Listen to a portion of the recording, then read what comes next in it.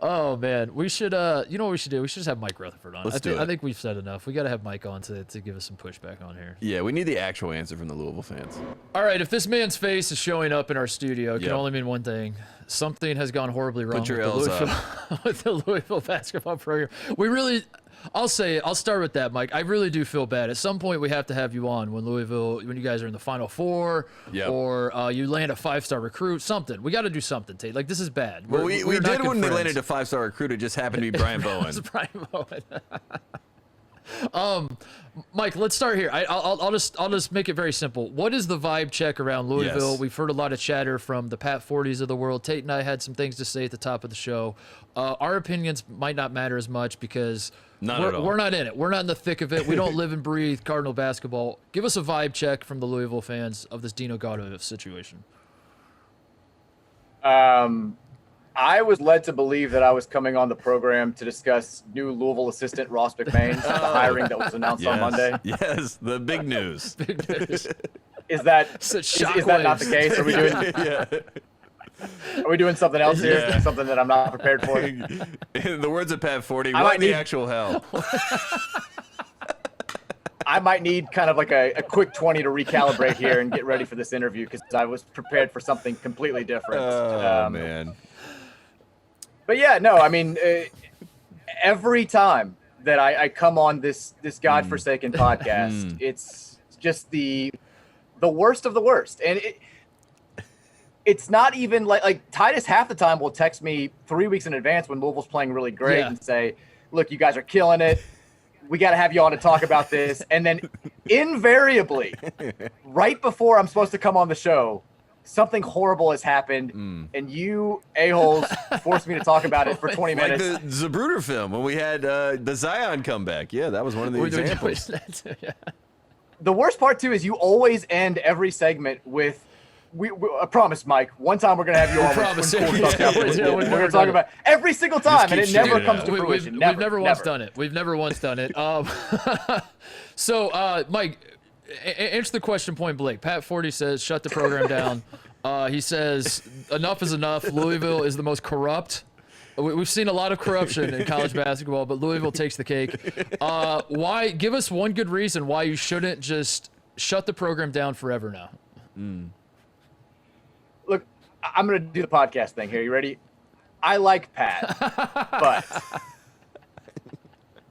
one of the most ridiculous columns I've ever seen in my entire life. One of the most absurd, overreactionary type deals that I've ever seen. He wrote basically the exact same column 4 years ago when it was a little bit more justified when the FBI stuff broke. He basically just rehashed that, tossed in a couple of minor details, let Dana O'Neill, I guess, write the other part that he didn't want to say. She wrote the same thing like 5 hours later.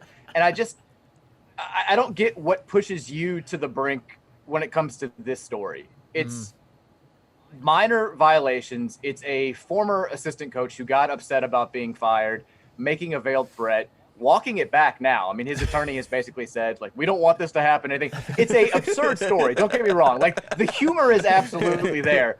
But the whole, like, I've got a really serious hot take about all this it blows my mind that anybody would take this that seriously. Yeah, we defend it in that regard. Like, it's kind of not like the headline is obviously nothing. A guy extorting a university of this magnitude is not nothing. Yeah. But the situation, like, if you actually like imagine in your mind what happened, it is objectively hilarious that like Dino Gaudio was like, you can't fire me or else I'll tell them you did this. And then they're like, all right, well, you're arrested now. And then he's like, wait, what? No. Okay, never mind. He like backs up real quick. Like that whole situation is pretty funny, but I do feel bad, Tate. I feel bad that I don't want to. I can't even look at Mike. I got to look at you. yeah. We're doing this to him. I mean, Pat. Can I say something real quick? I've got a quick assignment for you guys and everybody listening to this, because I did this earlier today. I vaguely remembered one Tate Frazier having a big-time conspiracy theory about Dino Gaudio one of the first times that I came on your podcast. I went back and listened to it today. It is some of the comments that both of us make are eerie. What did you say? I don't know. Tate blamed Dino Gaudio for all of Louisville's problems. He said, the things that happened at Wake Forest came to fruition at Louisville. I make some comment about how we're the best program in America when it comes to blaming assistants and having those assistants get pissed off about stuff. I mean, go back and listen. The comments are unbelievable. God. I mean, we knew. Props to Tate Frazier. We knew. You Mike. genuinely scare me. Yeah, I know. We knew the whole time. I mean, I did think that he was the perfect fall guy, but the fact that he fought back, I think, is the shocking part. And now, like you said, Mike, he's talked to his lawyers, and they've told him to pull back. And if you're Chris Mack, why do you call the feds? That's my biggest question when I look at this whole story. Why is Chris Mack reaching out to the feds and saying, "Hey, take down my keep it in the coach"? family, Mike? What's going on? That's here? A headline. Why create the headline? Out of all the unbelievable aspects of this, I think the most unbelievable is that U of L would be like, let's publicize this. Surely people are going to be on our side. Surely we're going to look great. Like, we're doing the right thing here. That's a shocking. Everybody's going to have our back. People are going to say, man, don't mess with Louisville. They do things the right way. This is clearly a program that's on the up and up. Like, I have no idea how they let this stupid little thing get this far. And they asked for these headlines. It's why when you hear that Dino Gaudio made these veiled threats, it's why he didn't say, if you don't pay me 17-month salary, I'm going to go to the NCAA. It was, I'm going to go to the media because he knows Pat Forty's going to write exactly the column that he wrote last night. That's so true. That's a great point. He's going to take it to the media, not the NCAA. Or they can actually. What do is something. the media gonna do? Yeah. I what? mean, So like, what are Louisville fans thinking? Like, what is the? In all seriousness, what are you like? Who cares? This is stupid. Like, Chris Mack's our guy. We have his back. Like, this is BS. That Gaudio tried to pull this. Are you souring on Chris Mack at all? That he's not keeping it in the family? That he's like, I mean, frankly, Mike, like Tate and I were talking about this. I don't know if we touched on it on air or off air, whatever. We spend more time, certainly he and I do, and maybe the media at large, we talk more about Louisville off the court than on the court. Not just like the scandals, but like Chris Mack cutting promo videos and talking smack to Calipari and all this stuff. Is enough, Mike? Like, is this, where do we land on that? The whole Chris Mack experience. When do we intervene? That's the question. Louisville fans land on the side of, you can't kill us, we died 5 years ago. That's where everybody is. We're already dead. We've been dead inside for a long time. We're telling our players to transfer to Iona. I mean, make a self-deprecating joke and move on. It's all you can do at this point. We're not debating the backcourts. I miss the days, and I know we've talked about this on the pod before, but I miss the days when the big off-the-court storylines were the rumors of players in the backcourt having sex with each other's girlfriends. Like, that was those were the halcyon days. Like, take me back. That's my Mayberry. That's where I want to be again. And so simple back then. It's too much. Well, that's the $1 million question, I guess, around being a Louisville basketball fan. Is like, is all of this worth it? Because there's no denying it. And I feel like I've asked you this iteration of this question before, but let's revisit it now. That what Jurich, what Pitino did for Louisville basketball, he took it to heights that I mean, I know Louisville won national titles before, but to get into the ACC and to build the KFC Yum Center and have all the money that's pouring in to that school, in large part because of the athletic program and the basketball program and all that. But the downside is you now have this to deal with. It seems like these scandals, this much media attention, all that kind of stuff. Is it worth it, Mike? Is the current state of Louisville basketball where you are a major player, you know that you have the resources to win national titles every single year, whether you do or not. Is that worth it, or would you rather go back to like the 90s where, you know, you make the Sweet 16, maybe you lose, maybe you make an Elite 8, whatever. You're still a good program, but you're kind of boring. Or would you rather have what you have now? Which one are you taking? I mean, aren't we kind of those things right now? We haven't won an NCAA tournament game since 2017.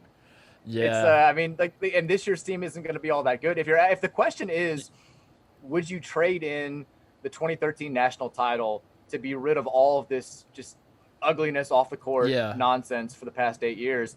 At this point, my answer is yes. Wow. Like, it is, to get kind of serious for a moment. Like, I know I loved the Tate Frazier post Roy Williams podcast. I thought it was awesome. I connected with a lot of that same emotion. Yeah. And you got to understand, like, Louisville fans feel the exact same way about their program as UNC fans do about theirs, as I'm sure a lot of different fan bases feel about their programs. Like, you're born into this. It's in your DNA. You watch games against nobody teams in November and December. I mean, I watched games on the couch with my dad my entire life. Like, this was in my blood. And the sad thing right now about Louisville basketball is I talk to my nephews who are in those formative years of sports fandom, like their early teens, you know, 5th, 6th, 7th, 8th grade, and they just don't care like I did as a kid. And I fear that, you know, Louisville's been dealing with this now in some form or the other since fall of 2015. By the time that the FBI stuff, those punishments are done being served, it's probably going to be like a full decade of this mess. You're losing an entire generation of fans. Yeah. And that to me is really, really sad. And that doesn't even touch on the fact that you've got a lot of guys who were men and women who would have considered themselves diehards 8 years ago, who now are just kind of like, I'll watch the games, but I'm just not into it the way I used to. And that to me is the really, really sad part of it all. I'm glad you said this, because I think like it's easy for Tate now, because we do identify what you're saying, and if it's our program, we take it to heart and all that sort of thing. But there is something that we can joke all we want about how this is good for Louisville because you guys are in the news all the time, and we're always talking about something going on at Louisville. Mm-hmm. No press is bad press, all that stuff. But no, I mean, at the end of the day, you grow up watching this. This is a part of who you are. It's more than just like a team you like watching on television. It's like part of your identity. And it probably does get old at a certain point where everyone is making jokes that literally, like Rick Pitino's not even your coach anymore. And I'm sure you could find a million instances of people on Twitter when replying to this extortion headline about. And you lose Pitino. I mean, that's kind of the worst part. I mean, your coach, who was of this era, who's the best, one of the best coaches we've ever seen in college basketball, he has to basically disassociate from your university. Yeah. So it's just like all these things add on top of each other. I'm sure if you don't win the title, they probably don't all come to a head. You know, that's when the animosity comes to such a level where people are like, get rid of these guys. They obviously must be cheating over there. Meanwhile, they won with 3-star recruits. Yeah. That's the craziest part about all of it. So I want to apologize, Mike. We sympathize. We sympathize. We shouldn't have had you. Oh, no. Objectively, it is funny, though. It's all hilarious. It's all hilarious. Like, I mean, I can definitely see the absurdity in it. And if I couldn't laugh at myself at this point, you know, I would have stopped following college sports altogether. But here we are. It's just like to lay out kind of how this, like my Tuesday went. I get the dreaded text at 9 a.m. from somebody here locally who says, have you heard anything about blank? And just one time, I'd like to get that text and have it not be true. You know, like, I feel you. You guys are in the Scoops game sometimes. Yeah. I'm sure you get rumors that wind up not being true. Stevens value. Louisville Brad Stevens value. Whatever. Yeah, exactly. Hey, it was the right number, but though. But like for me, since 2009, every time I've gotten this, like, hey, heads up, some bad stuff might be coming. Yeah. It's been true every single time. Yeah. And you start getting the details. The only thing that I heard originally was Louisville basketball deal, not good. Yeah. Not NCAA related. That's good. So you start racking your brain, and I'm thinking, sex scandal. Yeah. Bam. Yeah. Like we're going back to our roots. Play the hits. Like this is it's going to be it's old 2009 all over again. Yeah, but you start thinking about what it could possibly be. You don't think it's going to be Dino Gaudio, the nicest dude in the world apparently, being federally charged with extortion. It's unbelievable. Did we ever get a reason why they were fired? Was it just simply like Chris Mack? Because I theorized that Chris Mack found the Rick Pitino playbook where he's like, I got to blame this on somebody, while at the same time blaming it on myself and saying it's my responsibility to make sure this program doesn't miss the NCAA tournament again, and for that reason, I'm going to fire my assistants. Yeah, and that was my interpretation of what happened. Do you have any insight into why Luke Murray and Dino Gaudio were let go in the first place? I do, and we can give you a little Titus and Tate inside scoop here. This is the story as it was explained to me back on, I think it was March 17th was the date. You know, Louisville misses the NCAA tournament. Mm-hmm. They're the last team out. They got screwed, whatever. They deserved to be UCLA. We basically went to the Final Four. Yes. Hang the banner. Carly Jones is Johnny Juzing for real. Hang the banner. That was our spot. I'll never forgive Jalen Suggs for knocking us out. It was a fantastic Saturday night. But so the higher-ups at U of L go to Chris Mack, and they're like, we understand it was a tough year. Fans are pissed off. Something's got to change. And so there was a little bit of pressure on him to make these moves. The issue for him when it came to letting these guys go is the assistants caught wind that this was going to come down before they actually heard it from him. So when they hear that two people are being let go, the common assumption is, you know, Gaudio is the guy who's going to stay. He recruited Chris Mack to Xavier back in the day. Right. They've been boys for 30 years. Yeah. When Gaudio finds out that it's like there's a solid chance that this is going to be me, he's going into this meeting ready to explode. Like he's furious about this. Luke Murray's not happy either, but it's Gaudio who's really ready to go, nuclear. The meeting is supposed to end with Chris Mack offering him the opportunity to stay on staff and take over as director of basketball operations. It never gets to that point because Dino Gaudio flips out, starts making some threats, and that's kind of where it ends. And so when I heard that, I don't hear anything else about this for a few weeks. I'm thinking calmer heads have prevailed. He's Chris going Mack to didn't go back to exactly. Like he's going to go back to his TV job. Dino's going to be fine. This is all going to be okay. No, calmer heads did not prevail, guys. I mean, it all makes sense when you think about it like that. And if you're Chris Mack, I just wish that, he actually would have taken a second to say, all right, Dino's a little heated here. This is a tough situation. I don't need to call the cops and say that I've been threatened.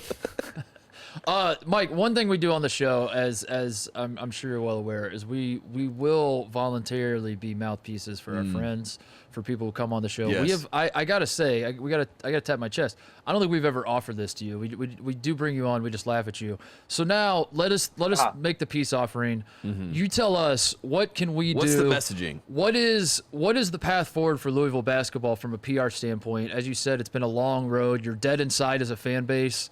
How do we get back? How do we get the magic back? How do you feel excited about Louisville? How do you get Tate and I? What should we do to what is the plan basically, Mike? What do we do?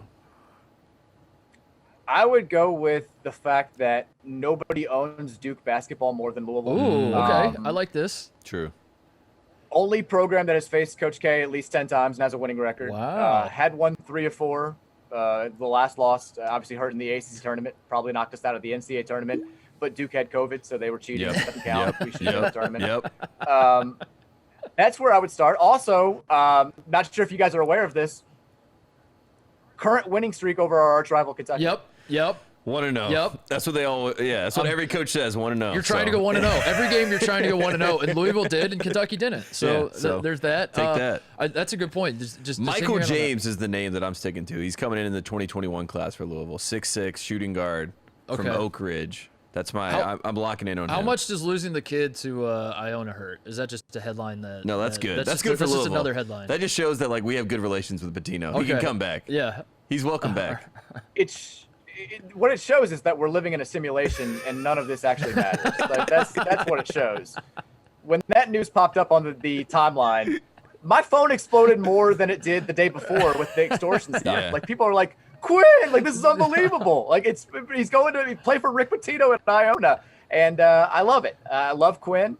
I hope he has a lot of success, and I'm excited to see him balling out for the Gales. All right. Maybe before we let you go, a very quick. Do you have a Bob Baffert take? Because I think throw that on the pile as well. That in my mind, horse racing is Louisville. Obviously, the Derby's in Louisville, and I guess that's where this whole Bob Baffert Medina Spirit story originated. Was at the Derby in Louisville. But we're college basketball guys, so when you see a story like this happening at the Derby, your mind immediately just connects everything together. You're like, somehow the University of Louisville is tied. So I'm just throwing this onto the pile. We know how horse racing ties to college basketball. You know what I mean? Yeah, Bob Baffert, what are your thoughts on this? Is he a hero in your mind? That is he a legend?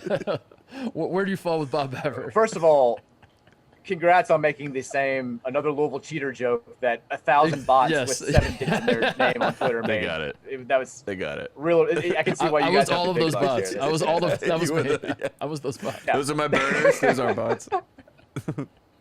Also, Titus, before I give my real Bob Baffert take, I am making my Indianapolis 500 debut a week from Sunday. Wow. And I'm excited to let you know how much worse it is than the Derby. Well, that's perfect because you're going during a year where it's not the full experience. So then I'm sure you're gonna reference this for the rest of your life when people ask you about the 500. You'll be like, oh, it sucked. There's barely anybody even there. It was. They couldn't even pack the stands. They had a stupid vaccinated section. Exactly. You get it. We had to wear masks. I did hear you guys. I heard you guys make the comparison of Bob Baffert to Coach K, which has been made a whole bunch. Yeah. And I get it. Like two sports where everybody just assumes that everybody's cheating pretty much. and the figurehead is definitely cheating, but somehow he gets treated with kid gloves by everybody else. Yep. The big difference is Baffert's been caught like 45 times. Like he gets caught all the time. Yeah. Like everybody knows this has been going on, but nobody cares unless it's the Derby. And I mean, the hay piss story was fantastic. That's so good. It's been just a wonderful week around. It's all so good. And investigating himself is amazing. Yeah, also. I didn't mean to say, Mike. I didn't mean to say that like you have to answer for Bob Baffert's crimes, like the city of Louisville has to answer for it. I was more like just making the connection of like the more I pay attention to horse racing, the more I'm like, no wonder this is popular in Louisville. Because this is college basketball. Like the way these guys conduct their affairs, the way they cheat and then come up with just the most harebrained theory as to what happened. The way Bob Baffert said, I'm going to take full responsibility and investigate myself. Incredible. And then says, I've now come back after my investigation. I did nothing wrong. I did nothing wrong. Like all of it, I'm like, this is college basketball with horses is what it is. I mean, my favorite part of the entire thing, it wasn't just the Hay P story. It was him going on every radio show in America, including several here locally, saying beyond the shadow of a doubt that this horse did not have this drug in its system. They check everything. They do everything. It's $1 million animal. Why are we going to tamper with it? And then not even 12 hours later, releasing an official statement that's like, yeah, it was the Charlie Murphy sketch, like the Rick James, like I would never just kick his couch to do it, and he's like, yeah, I remember kicking Charlie's couch. It's the exact same thing. But I still maintain the best possible punishment for Bob Baffert, because he's clearly not going to learn his lesson. It's been like 45 times. Yeah. They should have made him ride Medina Spirit in the Preakness. Oh, that would have been awesome. Yes. That would have been awesome. Yes. Insane ratings. Yeah, we're all watching that. Right. Yeah.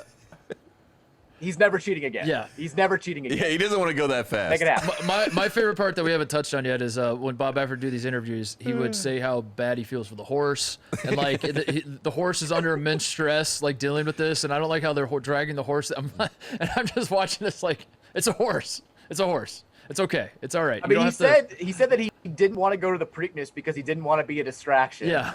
And it's a horse. I was like, did Medina Spirit tell people to say this? Like, I can't focus with Bob here. I'm not going to be able to run fast if I know Bob's in the stands. Oh, man. Sipping his $1 million champagne. Well, Mike, enjoy the Indy 500. Yeah. It is going to be awesome. Don't do that. Don't compare the Derby and the 500. You don't need to do that. They're two different things. They're two different experiences. We're just trying to get Tate to go to one of them, dude. Like I think we got to get Tate next year. I'm locked in. Kyle wants to go. Kyle wants to go. That's what. We're gonna make it work. Mike Rutherford famously, I know we've told this story before. When we did the show in Louisville, famously showed up. Half in the tank, 3/4 in the tank. Yeah. We'll say half. We're like, where were you? He's like, I've been at Churchill Downs all day. It's a great time. What's the show again? It was Breeders' Cup Day. Oh, Breeders' Cup. Yeah, he's like, that is true. We did schedule a show. It was Breeders' Cup. There was Louisville Clemson football game. There was like the scrimmage. It was the any given day. Wednesday where we could blame all the things that were going on at the same time. You know, it's like. Well, the actual basketball team was playing while we did the show. That was everything was going on. We did not make the schedule that but tour. I remember Mike showed up and he was like, it was. It's like, can I watch the game? Yeah, he was like, I want to watch the game, and also I may have had a few because it was Breeders' Cup Day, and I was like, this is what a town.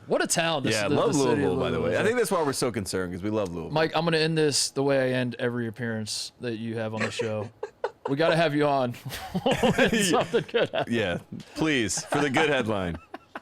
Make something good. Please, somebody, do something good for Louisville basketball so we can have Mike on and just have him smile. If we open the season with a win over, like, Southeast Louisiana, just have me on there. Just have me on that. All right. Just say third in the ACC. That's what you see. Mike, you're the best. Be good. Enjoy Indy. I'll text you. You got to give me the rundown. Please don't be a hater. Don't go into it with the hater's mindset. That's all I ask. Just go into it having a good time. I'm coming in with an open mind. Have a good time, and we'll talk soon. Thanks, Mike. All right, bye, guys. See you, buddy.